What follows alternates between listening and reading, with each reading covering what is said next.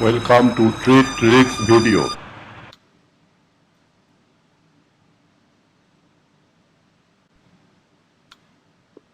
This is what John Doe, director of Barings, said after the Baring collapse.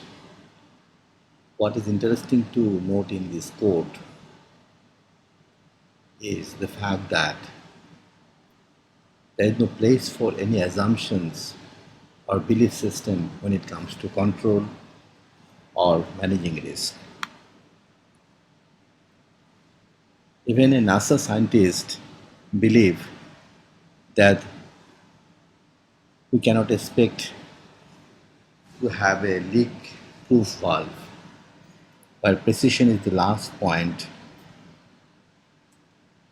Existence of leaky valve has to be tolerated. Lesson learned is when it comes to risk management, risk tolerance should precede managing a risk.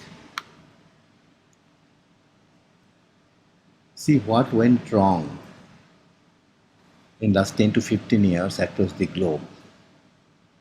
Look at these big names: banks, corporations, big four audit firms, fund houses, mortgage houses. Many of these big firms or the big names either collapsed or sustained loss, and it is hard to believe that these do not have risk management tools in place. Obviously, they had, and they might have been definitely waited to sophisticated technology. So, question arises: why these have taken place? Greed, certainly so, but greed triggered by growth is the main factor. There are four reasons can be attributed to this kind of scenario. One, just a false sense of freedom which led to the controls either not exercised or bypassed, or a false belief that everything is well and leading to indifference in terms of lack of commitment to risk management. In the same breath, management failed to identify and manage risks, particularly the critical risks, and on top of all, governance, the risk governance was lacking. The paradox here is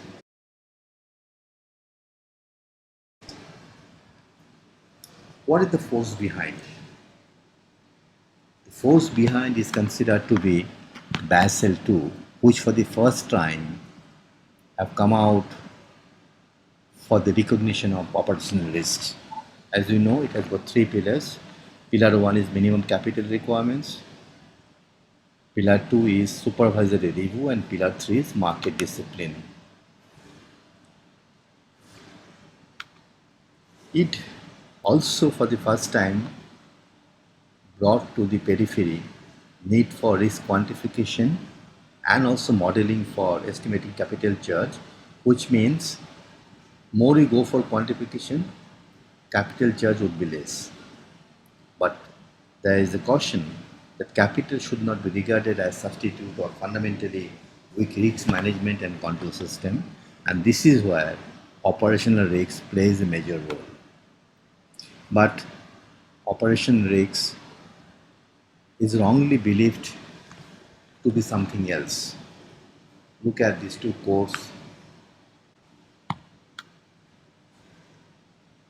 So what is new about operational risk?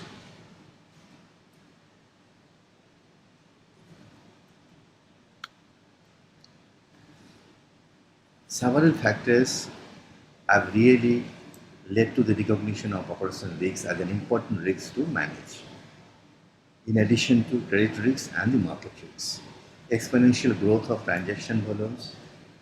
Customers have been very demanding and seeking quick turnaround time. More and more dependence on technology, e-commerce, and obviously there is a competitive pressure on cost to manage complex financial products, constantly evolved, And we know what happened because of this in 2007-8. And more new practices, financial innovations are taking place, like securitization and some of the benchmarking processes like outsourcing of processes. All these leads to or originates operational risks to a large extent, which can at times be catastrophic. So how do we define operational risks? This is the Basel Committee definition, and this is can be extended further to make it more organization specific.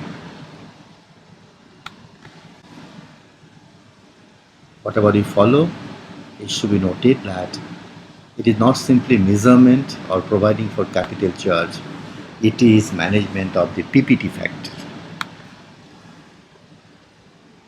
Operational risk would definitely lead to operational loss. The question is, how do you define operational loss? As indicated, it can be indirect loss or a direct loss.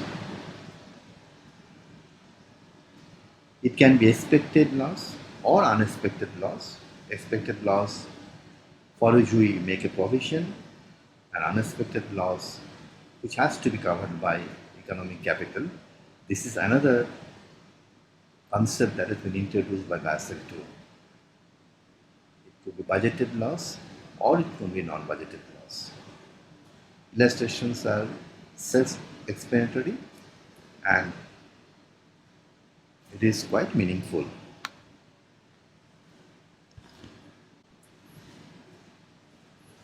When it comes to operational risk, like credit and operational risk, there are three pillars.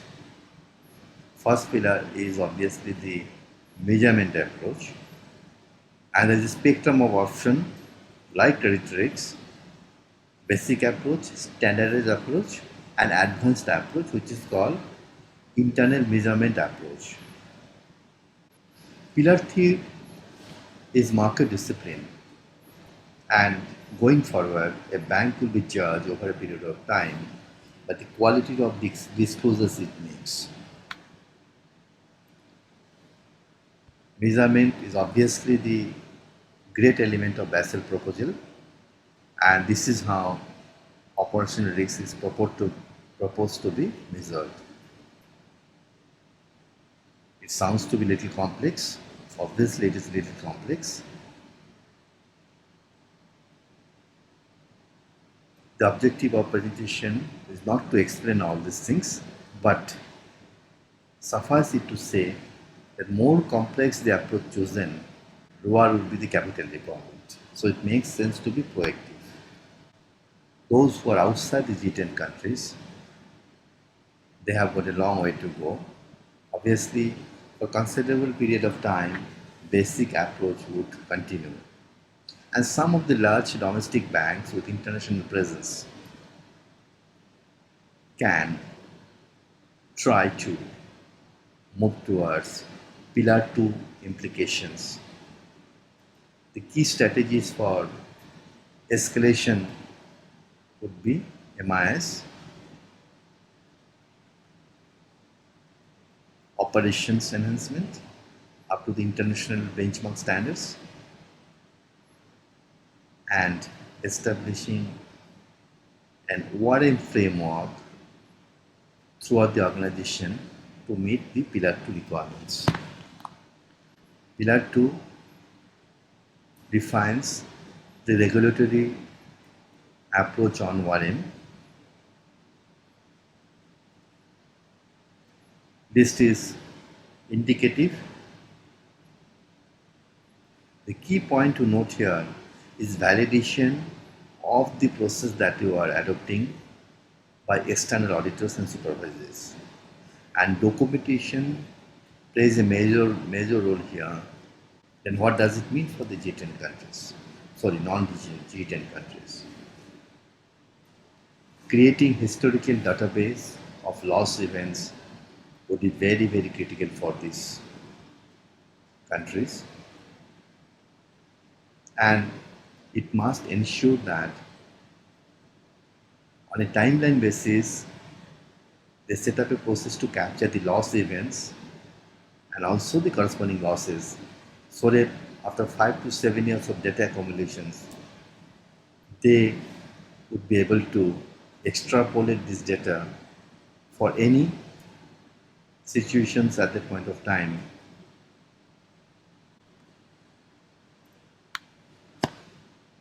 How do you go about it? This is a framework. There are four broad elements to it. One is putting a strong governance system.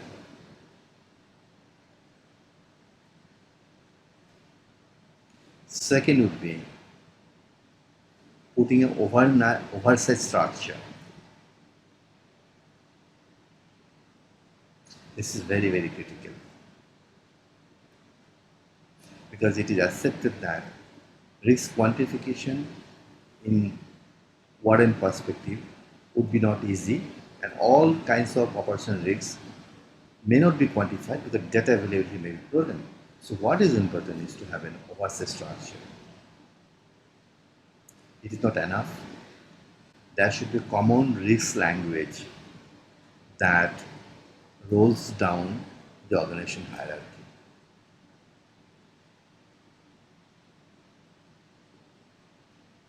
In an environment where operational risks are not recognized or ingrained into the management process, it is a long, tall order,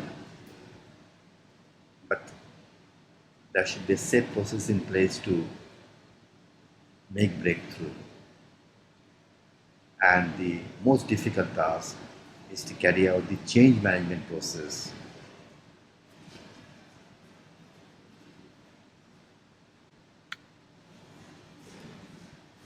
There are 6 steps that can be considered for addressing the issue. One is first is risk identification and assessment.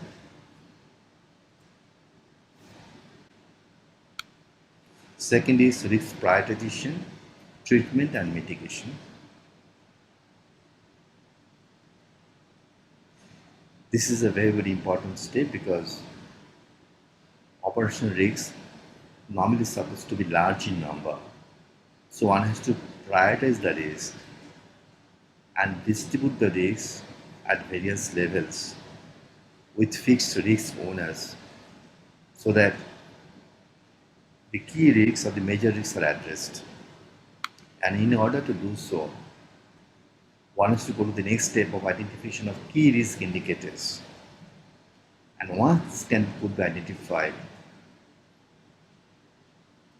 lot of alerts, monitoring and reporting systems can be aligned to the KRIs so that if something is maturing somewhere, timely alerts are available.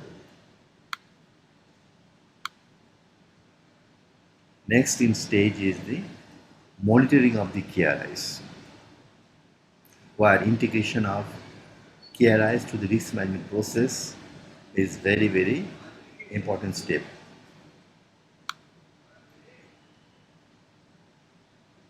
Once that is done,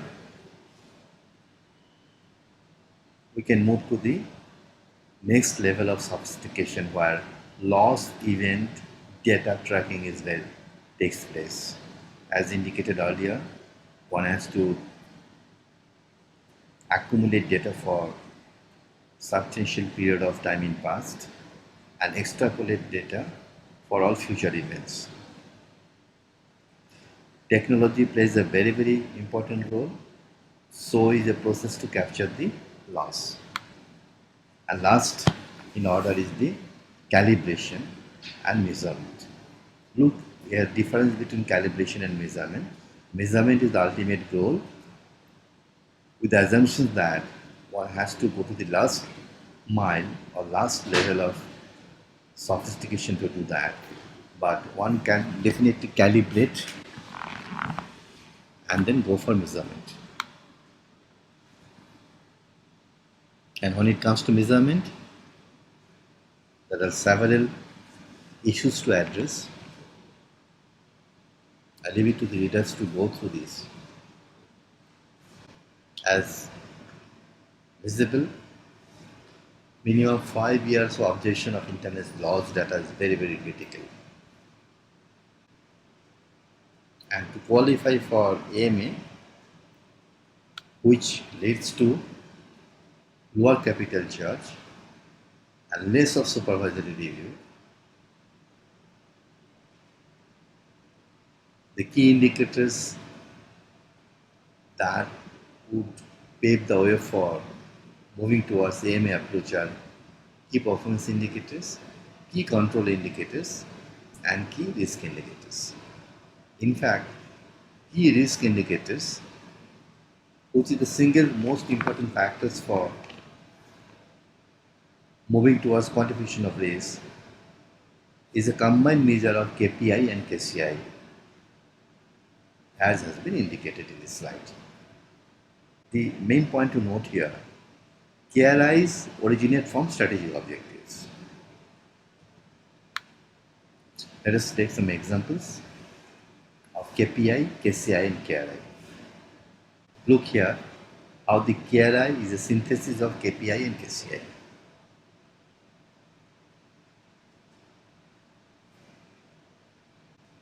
So there is a need for certain tools to measure, there is a need for strong database and technology support. Once KRI is understood, then with right tools, right technology and right database, the journey towards operational risk measurement will be smooth. We indicated about loss event database. How really we can create such a database? It should be tracked in terms of indirect and direct loss events. Caution here is that for all kinds of risks, means operational risks, identifying direct and indirect loss may not be easy, but wherever it is possible, it is to be tracked in terms of these parameters. And once we do that, the residual scorecard model facilitates the purpose of putting in place an warning framework. Ultimate purpose, if we can identify operational risks, quantify it, there should be a mitigation plan in place. Post-mitigation plan, the residual risk scorecard should give us comfort. To take an example,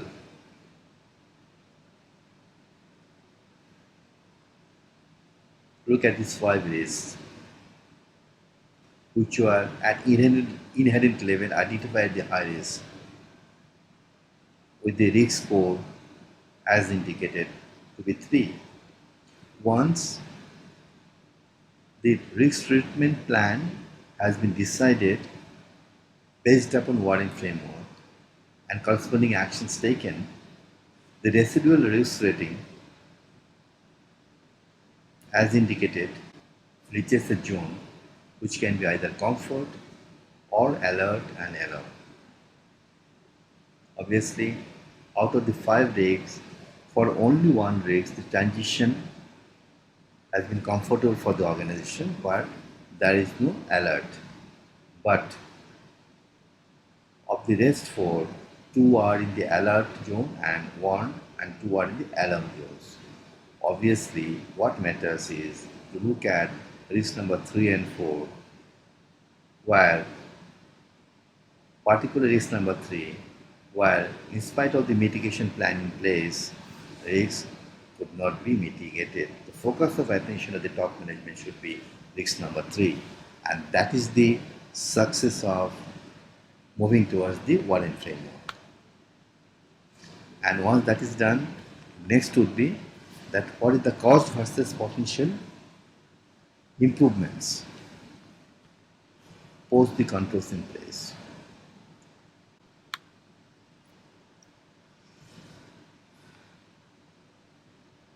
One point that may haunt all of us is, does it make sense to put in warning framework because it is costly? Can you really derive value out of it? Certainly so. It can reduce operational errors and thus improving the bottom line. It can help in winning new businesses because by virtue of disclosures, right disclosures, it can attract the attention of investment consultants and trustees. It can reduce the cost of control by appropriate resource allocation through scorecard method, and obviously it can reduce the capital charge that is required. And there are other benefits which is less tangible but valuable. Look at these 7 points.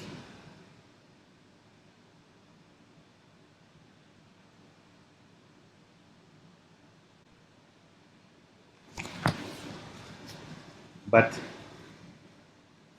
like any risk management system, risk necessarily not to be mitigated always because risk and risk goes hand in hand. In operational risks, where controls take the major chunk of mitigation plan, but it is to be understood that operational risks doesn't mean simply putting a control. It should help escalation of achievement of strategic business objective. As we wind up, four cardinal principles that influences risk management. It is not for extinguishing risks, but about what and how to take and how much to take. It doesn't guarantee that there will be no shocks and surprises, but definitely it is going to enhance the shock absorption capacity. Simple regulatory capital is not enough. It should lead to creation of economic capital, but not to undermine the fact that over capitalization is not desirable. And finally, the maxim, capital should not be regarded as substitute for fundamentally weak risk management process and internal control system. And there is incentive to be proactive. This is important because quite often it is considered to be more as an imposition than value proposition. And these points clearly highlight what is the incentive to be proactive.